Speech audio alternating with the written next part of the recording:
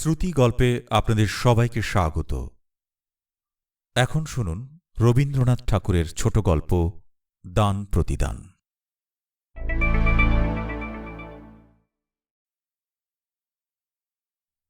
বড়গিন্নি যে কথাগুলো বলিয়া গেলেন তাহার ধার যেমন তাহার বিষও তেমনি।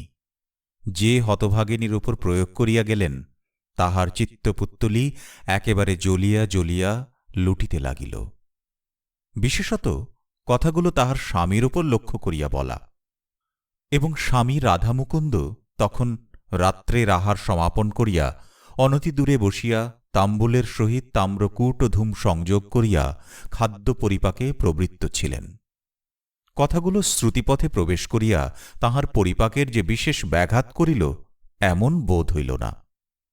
অবিচলিত গাম্ভীর্যের সহিত তাম্রকূট নিঃশেষ করিয়া অভ্যাসমত যথাকালে শয়ন করিতে গেলেন। কিন্তু এরূপ অসামান্য পরিপাক শক্তি সকলের নিকট প্রত্যাশা করা যাইতে পারে না। রাসমণি আজ শয়নগৃহে আসিয়া স্বামীর সহিত এমন ব্যবহার করিল যাহা ইতিপূর্বে সে কখনো করিতে সাহস করে নাই। অন্যদিন শান্তভাবে শয্যায় প্রবেশ করিয়া নীরবে স্বামীর পদসেবায় নিযুক্ত হইত। আজ একেবারে সবেগে কঙ্কণ ঝঙ্কার করিয়া স্বামীর প্রতি বিমুখ হইয়া বিছানার এক পাশে শুইয়া পড়িল এবং ক্রন্দনাবেগে শয্যাতল কম্পিত করিয়া তুলিল। রাধামুকুন্দ তৎপ্রতি মনোযোগ না দিয়া একটা প্রকাণ্ড পাশবালিশ আঁকড়িয়া ধরিয়া নিদ্রার চেষ্টা করিতে লাগিলেন। কিন্তু তাহার এই ঔদাসীন্যে স্ত্রীর অধৈর্য উত্তরোত্তর বাড়িয়া উঠিতেছে দেখিয়া অবশেষে মৃদু গম্ভীর স্বরে জানাইলেন, তাহাকে বিশেষ কার্যবশত ভোরে উঠিতে হইবে, এক্ষণে নিদ্রা আবশ্যক। স্বামীর কণ্ঠস্বরে রাসমণির ক্রন্দন আর বাধা মানিল না, মুহূর্তে উদ্বেলিত হইয়া উঠিল। রাধামুকুন্দ জিজ্ঞাসা করিলেন, কি হইয়াছে? রাসমণি উচ্ছ্বসিত স্বরে কহিলেন, শোনো নাই কি? শুনিয়াছি, কিন্তু বৌঠাকরুন একটা কথাও তো মিথ্যা বলেন নাই। আমি কি দাদার অন্নেই প্রতিপালিত নহি? তোমার এই কাপড় চোপড় গহনাপত্র এ সমস্ত আমি কি আমার বাপের কড়ি হইতে আনিয়া দিয়াছি? যে খাইতে পরিতে দেয় সে যদি দুটো কথা বলে তাহাও খাওয়া পড়ার সামিল করিয়া লইতে হয়। এমন খাওয়া পড়ার কাজ কি? বাঁচিতে তো হইবে, মরণ হইলেই ভালো হয়।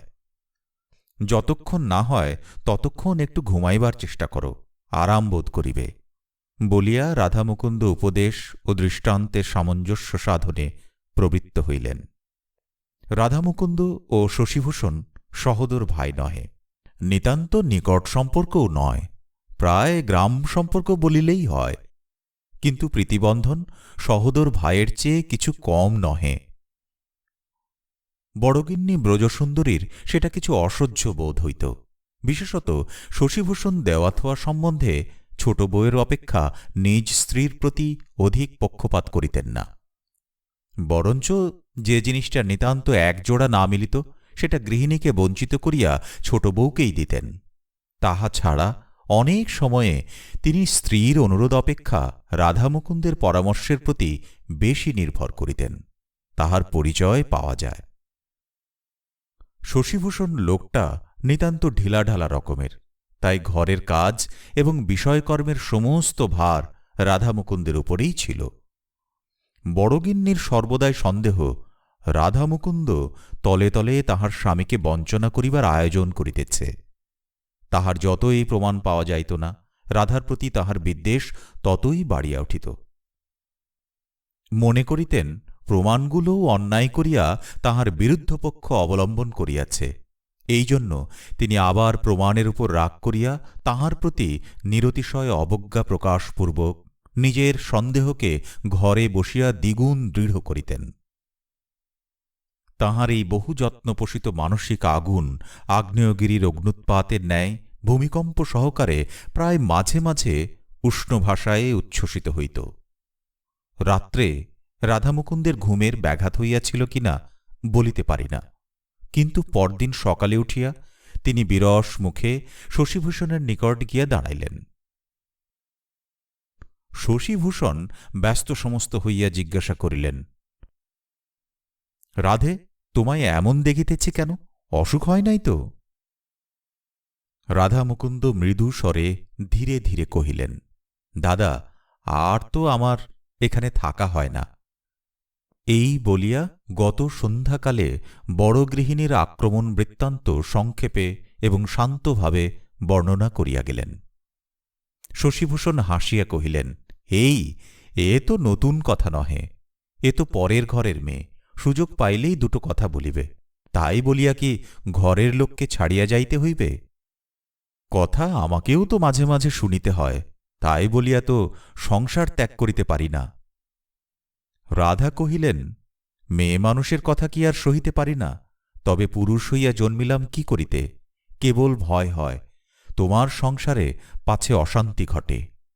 শশীভূষণ কহিলেন, তুমি গেলে আমার কিসের শান্তি? আর অধিক কথা হইল না। রাধা মুকুন্দ দীর্ঘশ্বাস ফেলিয়া চলিয়া গেলেন। তাহার হৃদয়ভার সমান রহিল। এদিকে বড়গৃহিণীর আক্রোশ ক্রমশই বাড়িয়া উঠিতেছে। সহস্র উপলক্ষে যখন তখন তিনি রাধাকে খোঁটা দিতে পারিলে ছাড়েন না। মুহুর্মুহু বাক্যবাণী রাসমণির অন্তরাত্মাকে এক প্রকার সরশয্যাশায়ী করিয়া তুলিলেন। রাধা যদিও চুপচাপ করিয়া তামাক টানেন এবং স্ত্রীকে ক্রন্দনোন্মুখী দেখিবামাত্র চোখ বুজিয়া নাক ডাকাইতে আরম্ভ করেন, তবু ভাবে বোধহয় তাহারও অসহ্য হইয়া আসিয়াছে। কিন্তু শশীভূষণের সহিত তাহার সম্পর্ক তো আজিকার নহে। দুই ভাই যখন প্রাতকালে পান্তাভাত খাইয়া পাততাড়ি কক্ষে একসঙ্গে পাঠশালায় যাইত, উভয়ে যখন একসঙ্গে পরামর্শ করিয়া গুরুমশাইকে ফাঁকি দিয়া পাঠশালা হইতে পালাইয়া রাখাল ছেলেদের সঙ্গে মিশিয়া নানাবিধ খেলা ফাঁদিত, এক বিছানায় শুইয়া স্তিমিত আলোকে মাসির নিকট গল্প শুনিত, ঘরের লোককে লুকাইয়া রাত্রে দূর পল্লীতে যাত্রা শুনিতে যাইত এবং প্রাতঃকালে ধরা পড়িয়া অপরাধ এবং শাস্তি উভয়ে সমান ভাগ করিয়া লইত, তখন কোথায় ছিল ব্রজসুন্দরী? তখন কোথায় ছিল রাসমণি? জীবনের এতগুলো দিনকে কি একদিনে বিচ্ছিন্ন করিয়া চলিয়া যাওয়া যায়? কিন্তু এই বন্ধন যে স্বার্থপরতার বন্ধন, এই প্রগাঢ় প্রীতি যে পরান্ন প্রত্যাশার সুচতুর ছদ্মবেশ, এরূপ সন্দেহ, এরূপ অভ্যাসমাত্র তাহার নিকট বিষতুল্য বোধ হইত। অতএব আর কিছুদিন এরূপ চলিলে কি হইত বলা যায় না, কিন্তু এমন সময়ে একটা গুরুতর ঘটনা ঘটিল। যে সময়ের কথা বলিতেছি তখন নির্দিষ্ট দিনে সূর্যাস্তের মধ্যে গভর্নমেন্টের খাজনা শোধ না করিলে জমিদারি সম্পত্তি নিলাম হইয়া যাইত। একদিন খবর আসিল, শশীভূষণের একমাত্র জমিদারি পরগনা এলাতশাহী লাটের খাজনার দায়ে নিলাম হইয়া গেছে। রাধা মুকুন্দ তাহার স্বাভাবিক মৃদু প্রশান্তভাবে কহিলেন, আমারই দোষ। শশীভূষণ কহিলেন, তোমার কিসের দোষ? তুমি তো খাজনা চালান দিয়াছিলে, পথে যদি ডাকাত পড়িয়া লুটিয়া লয়, তুমি তাহার কি করিতে পারো? দোষ কাহার এক্ষণে তাহা স্থির করিয়া বসিয়া কোনো ফল নাই। এখন সংসার চালাইতে হইবে। শশীভূষণ হঠাৎ যে কোনো কাজকর্মে হাত দিবেন সেরূপ তাহার স্বভাব ও শিক্ষা নহে। তিনি যেন ঘাটে বাঁধা সোপান হইতে পিছলাইয়া এক মুহূর্তে ডুবোজলে গিয়া পড়িলেন। প্রথমেই তিনি স্ত্রীর গহনা বন্ধক দিতে উদ্যত হইলেন। রাধামুকুন্দ এক থলে টাকা সম্মুখে ফেলিয়া তাহাকে বাধা দিলেন। তিনি পূর্বেই নিজ স্ত্রীর গহনা বন্ধক রাখিয়া যথোপযুক্ত অর্থ সংগ্রহ করিয়াছিলেন। সংসারে একটাই মহৎ পরিবর্তন দেখা গেল। সম্পদকালে গৃহিণী যাহাকে দূর করিবার সহস্র চেষ্টা করিয়াছিলেন, বিপদকালে তাহাকে ব্যাকুলভাবে অবলম্বন করিয়া ধরিলেন। এই সময়ে দুই ভ্রাতার মধ্যে কাহার উপর অধিক নির্ভর করা যাইতে পারে তাহা বুঝিয়া লইতে তাহার বিলম্ব হইল না। কখনো যে রাধামুকুন্দের প্রতি তাহার তিলমাত্র বিদ্বেষ ভাব ছিল, এখন আর তাহা প্রকাশ পায় না। রাধামুকুন্দ পূর্ব হইতেই স্বাধীন উপার্জনের জন্য প্রস্তুত হইয়াছিল। নিকটবর্তী শহরে সে মোক্তারি আরম্ভ করিয়া দিল।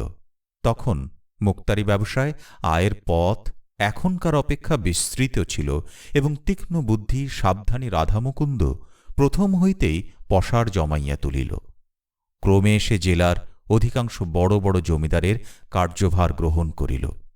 এক্ষণে রাসমণির অবস্থা পূর্বের ঠিক বিপরীত। এখন রাসমণির স্বামীর অন্নেই শশীভূষণ এবং ব্রজসুন্দরী প্রতিপালিত। সে কথা লইয়া সে স্পষ্ট কোনো গর্ব করিয়াছিল কিনা জানি না, কিন্তু কোনো একদিন বোধ করি আভাসে ইঙ্গিতে ব্যবহারে সেই ভাব ব্যক্ত করিয়াছিল। বোধ করি দেমাকের সহিত পা ফেলিয়া এবং হাত দুলাইয়া কোনো একটা বিষয়ে বড়গিন্নির ইচ্ছার প্রতিকূলে নিজের মনোমতো কাজ করিয়াছিল, কিন্তু সে কেবল একটি দিন মাত্র। তাহার পরদিন হইতে সে যেন পূর্বের অপেক্ষাও নম্র হইয়া গেল। কারণ কথাটা তাহার স্বামীর কানে গিয়াছিল, এবং রাত্রে রাধামুকুন্দ কি কি যুক্তি প্রয়োগ করিয়াছিল ঠিক বলিতে পারি না। পরদিন হইতে তাহার মুখে আর রা রহিল না, বড়গিন্নির দাসীর মতো হইয়া রহিল। শোনা যায় রাধামুকুন্দ সেই রাত্রেই স্ত্রীকে তাহার পিতৃভবনে পাঠাইবার উদ্যোগ করিয়াছিল এবং সপ্তাহকাল তাহার মুখদর্শন করে নাই। অবশেষে ব্রজসুন্দরী ঠাকুরপুর হাতে ধরিয়া অনেক মিনতি করিয়া দম্পতির মিলন সাধন করাইয়া দেন এবং বলেন, ছোট বউ তো সেদিন আসিয়াছে, আর আমি কতকাল হইতে তোমাদের ঘরে আছি ভাই। তোমাতে আমাতে যে চিরকালের প্রিয় সম্পর্ক, তাহার মর্যাদা ও কি বুঝিতে শিখিয়াছে? ও ছেলে মানুষ, উহাকে মাপ করো। রাধামুকুন্দ সংসার খরচের সমস্ত টাকা ব্রজসুন্দরীর হাতে আনিয়া দিতেন। রাসমণি নিজের আবশ্যক ব্যয় নিয়মানুসারে অথবা প্রার্থনা করিয়া ব্রজসুন্দরীর নিকট হইতে পাইতেন। গৃহমধ্যে বড়গিন্নির অবস্থা পূর্বাপেক্ষা ভালো বই মন্দ নহে, কারণ পূর্বেই বলিয়াছি শশীভূষণ স্নেহবশে এবং নানা বিবেচনায় রাসমণিকে বরঞ্চ অনেক সময় অধিক পক্ষপাত দেখাইতেন। শশীভূষণের মুখে যদিও তাহার সহজ প্রফুল্ল হাস্যের বিরাম ছিল না, কিন্তু গোপন অসুখে তিনি প্রতিদিন কৃশ হইয়া যাইতেছিলেন, আর কেহ তাহা ততটা লক্ষ্য করে নাই। কেবল দাদার মুখ দেখিয়া রাধার চক্ষে নিদ্রা ছিল না। অনেক সময় গভীর রাত্রে রাসমণি জাগ্রত হইয়া দেখিত গভীর দীর্ঘনিশ্বাস ফেলিয়া অশান্তভাবে রাধা এপাশ ওপাশ করিতেছে। রাধামুকুন্দ অনেক সময় শশীভূষণকে গিয়া আশ্বাস দিত, তোমার কোনো ভাবনা নেই দাদা, তোমার পৈতৃক বিষয় আমি ফিরাইয়া আনিব, কিছুতেই ছাড়িয়া দিব না। বেশিদিন দেরিও নাই। বাস্তবিক বেশিদিন দেরিও হইল না। শশীভূষণের সম্পত্তি যে ব্যক্তি নিলামে খরিদ করিয়াছিল সে ব্যবসায়ী লোক, জমিদারির কাজে সম্পূর্ণ অনভিজ্ঞ। সম্মানের প্রত্যাশায় কিনিয়াছিল, কিন্তু ঘর হইতে সদর খাজনা দিতে হইত, 1 পয়সা মুনাফা পাইত না। রাধামুকুন্দ বৎসরের মধ্যে 2-1 বার লাঠিয়াল হইয়া লুটপাট করিয়া খাজনা আদায় করিয়া আনিত। প্রজারাও তাহার বাধ্য ছিল। অপেক্ষাকৃত নিম্নজাতীয় ব্যবসাজীবী জমিদারকে তাহারা মনে মনে ঘৃণা করিত এবং রাধামুকুন্দের পরামর্শে ও সাহায্যে সর্বপ্রকারেই তাহার বিরুদ্ধচারণ করিতে লাগিল। অবশেষে সে বেচারা বিস্তর মোকদ্দমা মামলা করিয়া বারবার অকৃতকার্য হইয়া এই ঝঞ্ঝাট হাত হইতে ঝাড়িয়া ফেলিবার জন্য উৎসুক হইয়া উঠিল। সামান্য মূল্যে রাধামুকুন্দ সেই পূর্বসম্পত্তি পুনর্বার কিনিয়া লইলেন। লেখায় যত অল্পদিন মনে হইল, আসলে ততটা নয়। ইতিমধ্যে প্রায় 10 বৎসর উত্তীর্ণ হইয়া গিয়াছে। 10 বৎসর পূর্বে শশীভূষণ যৌবনের সর্বপ্রান্তে প্রৌঢ় বয়সের আরম্ভ ভাগে ছিলেন, কিন্তু এই 8-10 বৎসরের মধ্যেই তিনি যেন অন্তর্রুদ্ধ মানসিক উত্তাপের বাষ্পযানে চড়িয়া একেবারে সবেগে বার্ধক্যের মাঝখানে আসিয়া পৌঁছিয়াছেন। পৈতৃক সম্পত্তি যখন ফিরিয়া পাইলেন, তখন কি জানি কেন আর তেমন প্রফুল্ল হইতে পারিলেন না। বহুদিন অব্যবহারে হৃদয়ের বীণাযন্ত্র বোধ করি বিফল হইয়া গিয়াছে। এখন সহস্রবার তার টানিয়া বাঁধিলেও ঢিলা হইয়া নামিয়া যায়, সে সুর আর কিছুতেই বাহির হয় না। গ্রামের লোকেরা বিস্তর আনন্দ প্রকাশ করিল। তাহারা একটা ভোজের জন্য শশীভূষণকে গিয়া ধরিল। শশীভূষণ রাধামুকুন্দকে জিজ্ঞাসা করিলেন, কি বলো ভাই? রাধামুকুন্দ বলিলেন, অবশ্য শুভদিনে আনন্দ করিতে হইবে বৈকি। গ্রামে এমন ভোজ বহুকাল হয় নাই। গ্রামের ছোট বড় সকলেই খাইয়া গেল।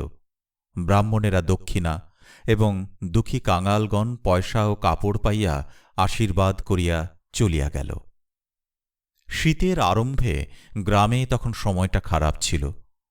তাহার উপর শশীভূষণ পরিবেশনাদি বিবিধ কার্যে ৩-৪ দিন বিস্তর পরিশ্রম এবং অনিয়ম করিয়াছিলেন। তাহার ভগ্ন শরীরে আর সহিল না। তিনি একেবারে শয্যাশায়ী হইয়া পড়িলেন। অন্যান্য দুরূহ উপসর্গের সহিত কম্পতিয়া জ্বর আসিল। বৈদ্য মাথা নাড়িয়া কহিল, বড় শক্ত ব্যাধি। রাত্রি ২-৩ প্রহরের সময় রোগীর ঘর হইতে সকলকে বাহির করিয়া দিয়া রাধামুকুন্দ কহিলেন, দাদা, তোমার অবর্তমানে বিষয়ের অংশ কাহাকে কিরূপ দিব সেই উপদেশ দিয়া যাও। শশীভূষণ কহিল, ভাই, আমার কি আছে যে কাহাকে দিব? রাধামুকুন্দ কহিলেন, সবই তো তোমার। শশীভূষণ উত্তর দিলেন, এককালে আমার ছিল, এখন আমার নহে। রাধামুকুন্দ অনেকক্ষণ চুপ করিয়া বসিয়া রহিল। বসিয়া বসিয়া শয্যার এক অংশের চাদর ২ হাত দিয়া বারবার সমান করিয়া দিতে লাগিল। শশীভূষণের শ্বাসক্রিয়া কষ্টসাধ্য হইয়া উঠিল। রাধামুকুন্দ তখন শয্যাপ্রান্তে উঠিয়া বসিয়া রোগীর পা দুটি ধরিয়া কহিল, দাদা, আমি যে মহাপাতকের কাজ করিয়াছি তাহা তোমাকে বলি, আর তো সময় নাই। শশীভূষণ কোনো উত্তর করিলেন না। রাধামুকুন্দ বলিয়া গেলেন। সেই স্বাভাবিক শান্ত ভাব এবং ধীরে ধীরে কথা, কেবল মাঝে মাঝে এক একটা দীর্ঘশ্বাস উঠিতে লাগিল। দাদা, আমার ভালো করিয়া বলিবার ক্ষমতা নাই। মনের যথার্থ যে ভাব সে অন্তর্যামী জানেন। আর পৃথিবীতে যদি কেহ বুঝিতে পারে তো হয়তো তুমি পারিবে। বালককাল হইতে তোমাতে আমাতে অন্তরে প্রভেদ ছিল না, কেবল বাহিরে প্রভেদ। কেবল এক প্রভেদ ছিল, তুমি ধনী, আমি দরিদ্র। যখন দেখিলাম এই সামান্য সূত্রেই তোমাতে আমাতে বিচ্ছেদের সম্ভাবনা ক্রমশই গুরুতর হইয়া উঠিতেছে, তখন আমি সেই প্রভেদ লোপ করিয়াছিলাম। আমি সদর খাজনা লুট করাইয়া তোমার সম্পত্তি নিলাম করাইয়াছিলাম। শশীভূষণ তিলমাত্র বিস্ময়ের ভাব প্রকাশ না করিয়া ঈষৎ হাসিয়া মৃদু স্বরে রুদ্ধ উচ্চারণ করিলেন, ভাই, ভালোই করিয়াছিলে, কিন্তু যে জন্য এত করিলে তাহা কি সিদ্ধ হইল? কাছে কি রাখিতে পারিলে? দয়াময় হরি বলিয়া প্রশান্ত মৃদু হাস্যের উপরে ২ চক্ষু হইতে ২ বিন্দু অশ্রু গড়াইয়া পড়িল। রাধামুকুন্দ তাহার ২ পায়ের নিচে মাথা রাখিয়া কহিল, দাদা, মাপ করিলে তো? শশীভূষণ তাহাকে কাছে ডাকিয়া তাহার হাত ধরিয়া কহিলেন, ভাই, তবে শোনো, এ কথা আমি প্রথম হইতেই জানিতাম। তুমি যাহাদের সহিত ষড়যন্ত্র করিয়াছিলে তাহারাই আমার নিকট প্রকাশ করিয়াছে। আমি তখন হইতে তোমাকে মাপ করিয়াছি। রাধামুকুন্দ ২ করতলে লজ্জিত মুখ লুকাইয়া কাঁদিতে লাগিল। অনেকক্ষণ পরে কহিল, দাদা, মাপ যদি করিয়াছ তবে তোমার এই সম্পত্তি তুমি গ্রহণ করো, রাগ করিয়া ফিরাইয়া দিও না। শশীভূষণ উত্তর দিতে পারিলেন না। তখন তাহার বাক রোধ হইয়াছে। রাধামুকুন্দের মুখের দিকে অনিমেষে দৃষ্টি স্থাপিত করিয়া একবার দক্ষিণ হস্ত তুলিলেন। তাহাতে কি বুঝাইল বলিতে পারি না, বোধ করি রাধামুকুন্দ বুঝিয়া থাকিবে।